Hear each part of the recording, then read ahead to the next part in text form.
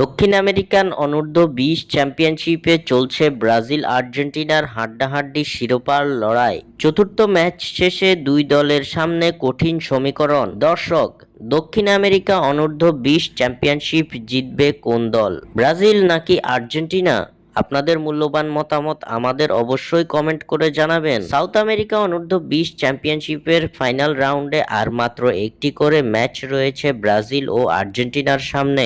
Final রাউন্ডের চতুর্থ ম্যাচটিকে অলিখিত ফাইনাল হিসেবে ধরা হলেও সেই ম্যাচে জয় তুলে নিতে ব্যর্থ হয়েছে দুই দল। নিজেদের মুখোমুখি লড়াইয়ের ম্যাচটিতে 1-1 গোলে ড্র দিয়ে শেষ করেছে দুই চিরপ্রতিদ্বন্দ্বী ব্রাজিল ও আর্জেন্টিনা, যার ফলে শিরোপা জয়ের জন্য দুই দলকে অপেক্ষা করতে হবে শেষ ম্যাচ পর্যন্ত। ফাইনাল রাউন্ডের 4 ম্যাচ শেষে বর্তমানে পয়েন্ট টেবিলের শীর্ষে অবস্থান করছে ব্রাজিল। ব্রাজিলের সমান 10 পয়েন্ট থাকলেও গোল ব্যবধানে পিছিয়ে থাকায় পয়েন্ট টেবিলের দ্বিতীয় স্থানে অবস্থান করছে আলবিসেলেস্তারা। পয়েন্ট টেবিলের এমন অবস্থায় শিরোপার জয়ের লক্ষ্যে এবার নিজেদের পঞ্চম ও শেষ ম্যাচে ভিন্ন দুই প্রতিপক্ষের বিপক্ষে মাঠে নামতে চলেছে ব্রাজিল ও আর্জেন্টিনা, যেখানে ব্রাজিল মুখোমুখি হবে চিলির বিপক্ষে এবং আর্জেন্টিনার মুখোমুখি হবে প্যারাগুয়ের বিপক্ষে।